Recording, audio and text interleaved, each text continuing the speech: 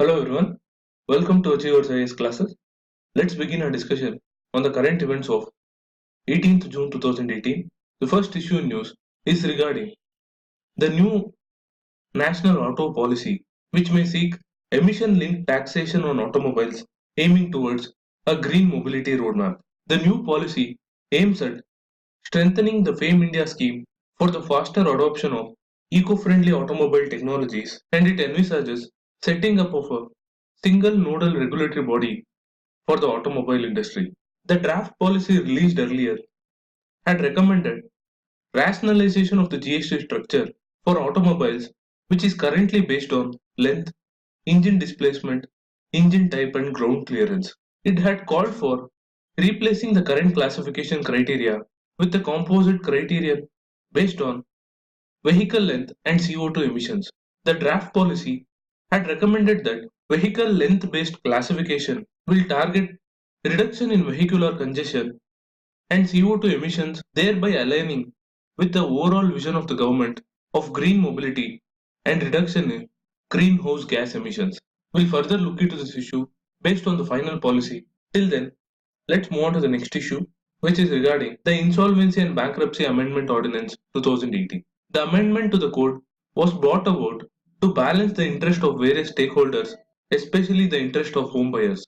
The ordinance benefits home buyers by treating them as financial creditors under the code who were so far regarded as unsecured creditors who were not able to initiate insolvency proceedings against a defaulting developer. Now with the ordinance, the amounts paid by the home buyers to the developer will be treated as financial debt. Thereby, the home buyers can jointly or individually file a petition to initiate insolvency proceedings against a defaulting developer company.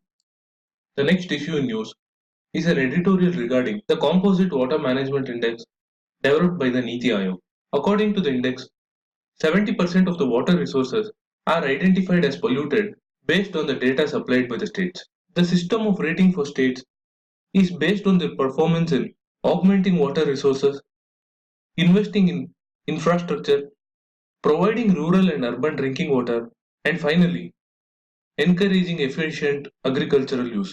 On these factors, states such as Gujarat, Madhya Pradesh, Andhra Pradesh, Karnataka, Maharashtra, Punjab, and Telangana have initiated reforms for judicious use of water, but the most populous ones, such as Uttar Pradesh and Bihar, have failed to respond to the challenge, thereby calling for speedy reforms. In this regard, the two areas which need urgent measures are the augmentation of watersheds and strict pollution control enforcement.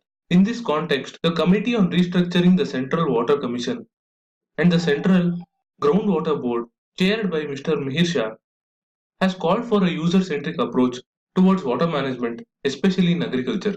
For this, it advocates decentralization of irrigation commands and offering higher financial flows to well-performing states through a national irrigation management fund. Further, groundwater extraction patterns need to be better understood through robust data collection, which at present is less than 5%. In order to cater to the needs of steady urbanization, new management paradigm for augmenting sources of clean drinking water supply and treatment technologies will have to be encouraged. In the meantime, curbing pollution by levying suitable costs. For these changes, the national and state level institutions and various laws have to be revamped, thereby highlighting the challenges involved. On that note, let's move on to the next issue, which is regarding the decision of the central government not to extend the suspension of operations in Jammu and Kashmir, which was announced during the month of Ramzan. The prime reason for the decision was the enhanced threat to the Amarnath Yatra, which commences on June 28th. This is because last year, 8 persons were killed when a bus carrying pilgrims from Gujarat was attacked by Lashkar-e-Taiba militants, and also there were multiple incidents reported in the month of Ramzan with militants taking advantage of the suspension of operations announced by the Union government. On that note, I'm wrapping up today's news analysis. Do share this content if you like it.